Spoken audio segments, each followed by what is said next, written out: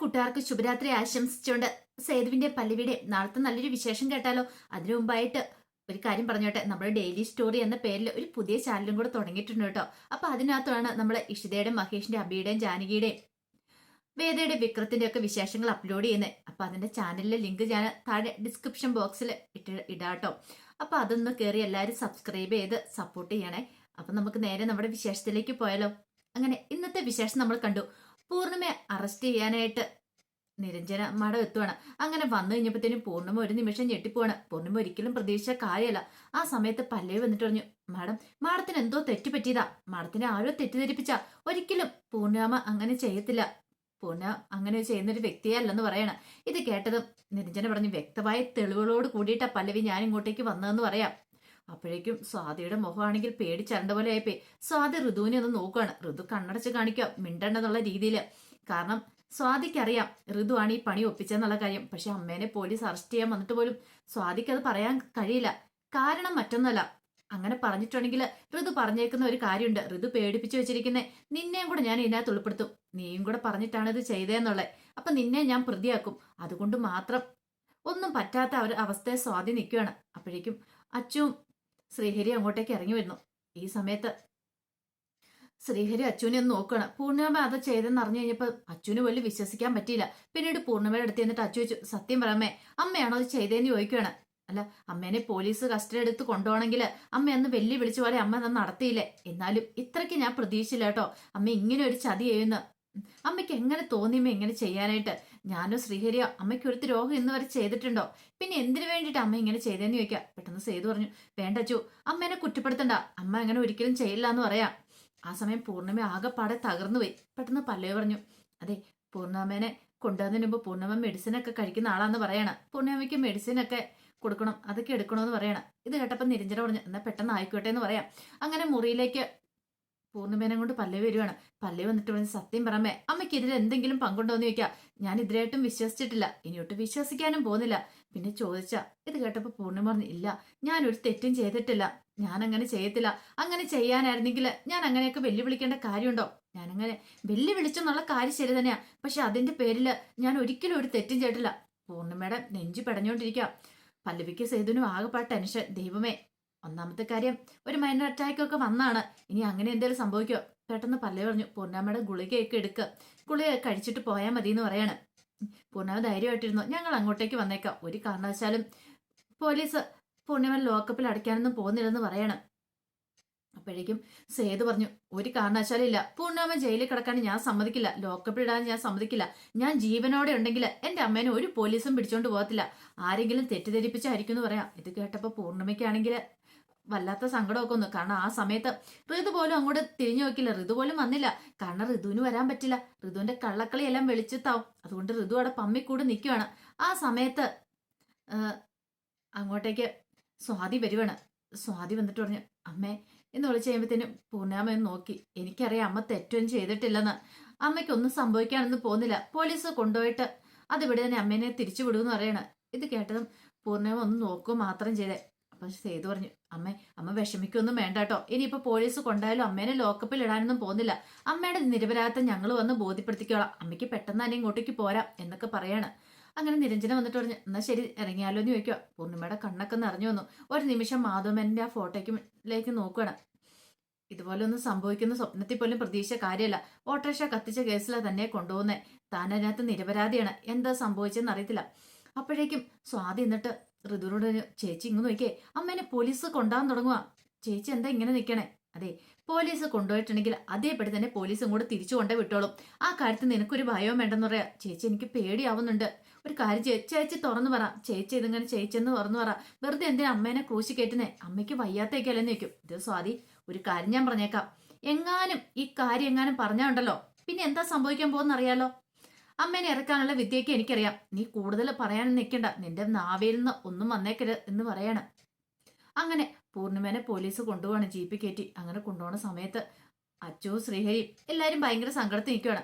പിന്നീട് അച്ചുവിന്റെ അടുത്തേക്ക് എന്നിട്ട് സേതു പറഞ്ഞു, ഒരിക്കലും പൂർണ്ണാമ അങ്ങനെ ചെയ്യത്തില്ല, അച്ചു നീ അതൊന്നും വിശ്വസിക്കല്ലെന്ന് പറയണം. ഇത് കേട്ടപ്പോൾ അച്ചു പറഞ്ഞു, എനിക്കും അത് വിശ്വസിക്കാൻ പറ്റുന്നില്ല, പക്ഷെ എന്താ സംഭവിച്ചെന്ന് അറിയില്ലെന്ന് പറയണം. പല്ലവി പറഞ്ഞു, ഇതിനിടയ്ക്ക് എന്തോ ഒരു കള്ളക്കളി നടന്നിട്ടുണ്ട്, പൂർണിമ ഒരിക്കലും അങ്ങനെ ഒരു ചെയ്യുന്ന ഒരാളാ അല്ല.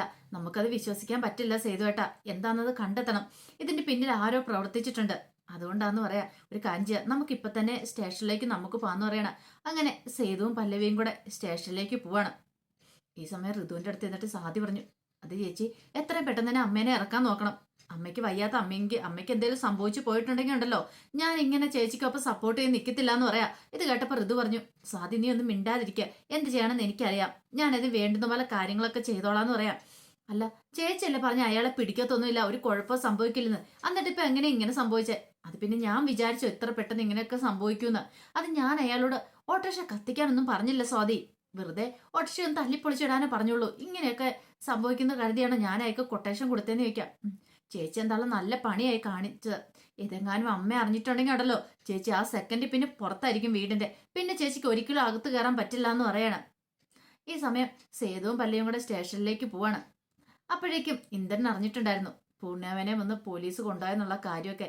ഇതറിഞ്ഞു കഴിഞ്ഞപ്പോ ഇന്ദ്രന് ഭയങ്കര സന്തോഷം. ഇന്ദ്രൻ നേരെ രാജലക്ഷ്മിയുടെ അടുത്തേക്ക് ചെല്ലുവാണ്. അമ്മേ, ഒരു സന്തോഷ വാർത്ത ഉണ്ടെന്ന് പറയണേ.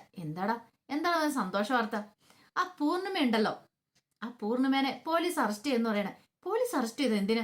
ആ ശ്രീഹരി എന്ന് പറയുന്നവന്റെ ഓട്ടോറിക്ഷ കത്തിച്ചാനാ പോലീസ് അറസ്റ്റ് ചെയ്ത്. ശ്രീഹരിയുടെ അച്ഛന്റെ ഭർത്താവില്ലേ, അവന്റെ ഓട്ടോറിക്ഷ കത്തിച്ചു പോലും അതിന്റെ പേരിൽ അറസ്റ്റ് ചെയ്യുന്നു. എടാ, അതിന് നീ സന്തോഷിച്ചിട്ട് എന്ത് ചെയ്യാനാ? നിനക്ക് അതുകൊണ്ട് എന്ത് പ്രയോജനമുള്ള? അമ്മേ, ഈ സമയം ഞാൻ മാക്സിമം അങ്ങോട്ട് വിനിയോഗിക്കും. പൂർണിമേനെ കയ്യിലെടുക്കാൻ ഏറ്റവും പറ്റിയ അവസരം ഇതാണ്. കാരണം സേതുവും പല്ലവിയും കൂടെ കൂടിയാ ഇത് പൂർണിമേനെ ഇത് ചെയ്യിച്ചെന്നുള്ള അങ്ങനെയൊക്കെ ഞാൻ അങ്ങോട്ട് വരുത്തി തീർക്കും. പൂർണിമേനെ രക്ഷിക്കാനായിട്ട് ഞാൻ ഇറങ്ങിത്തിരിക്കും.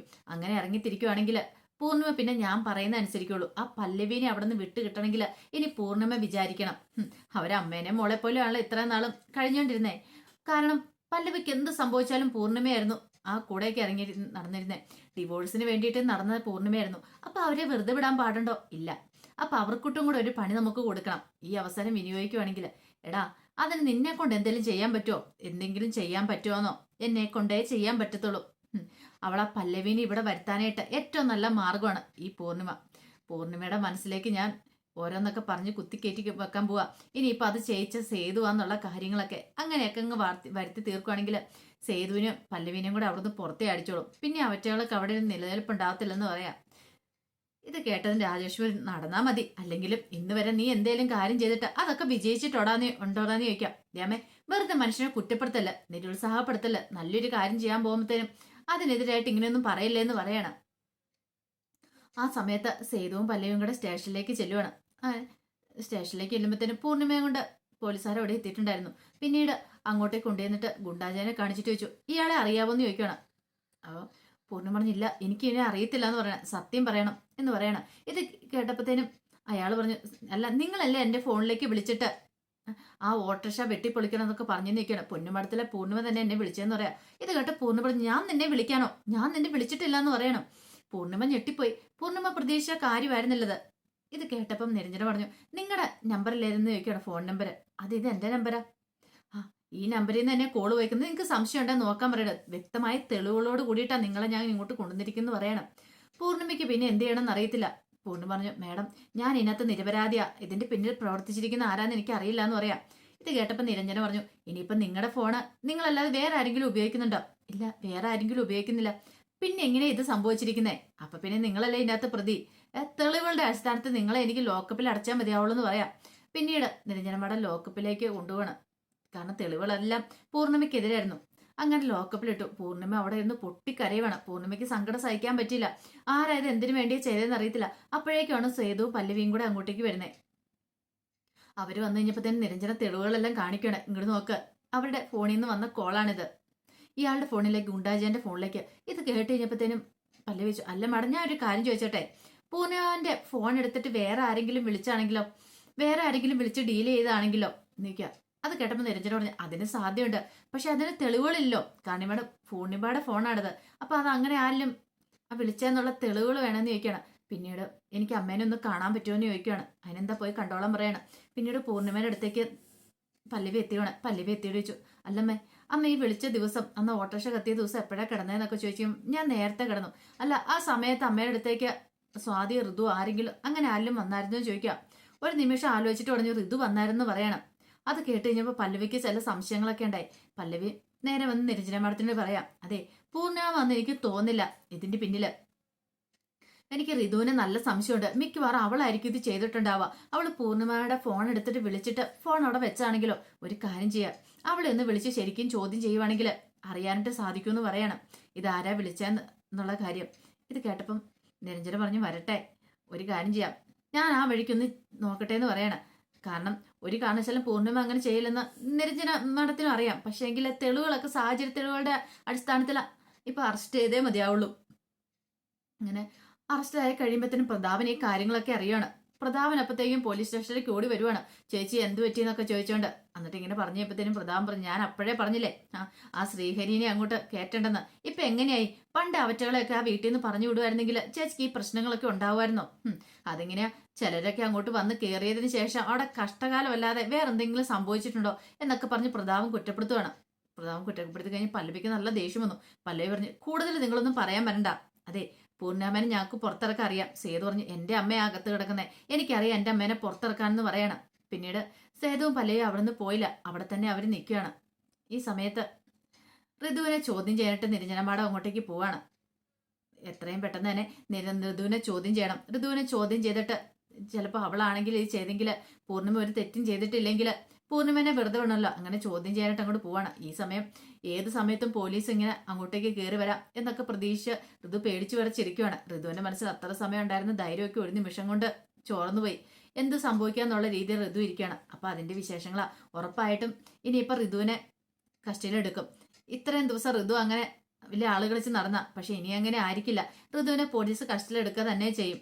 അവസാനം പൂർണ്ണിമയല്ല ചെയ്തേ, ഋതു ആ ചെയ്തതെന്നുള്ള സത്യം വിളിച്ചത് വരികയും ചെയ്യും. അപ്പൊ അതിന്റെ വിശേഷങ്ങളൊക്കെയാണ് നമ്മൾ കാണാൻ പോകുന്നത്. ആ വിശേഷങ്ങൾക്കായി നമുക്ക് എല്ലാവർക്കും കാത്തിരിക്കാം കേട്ടോ. ഒരിക്കൽ കൂടി എല്ലാവർക്കും നല്ലൊരു രാത്രി ആശംസിച്ചുകൊണ്ട് നിർത്തുന്നു. നന്ദി.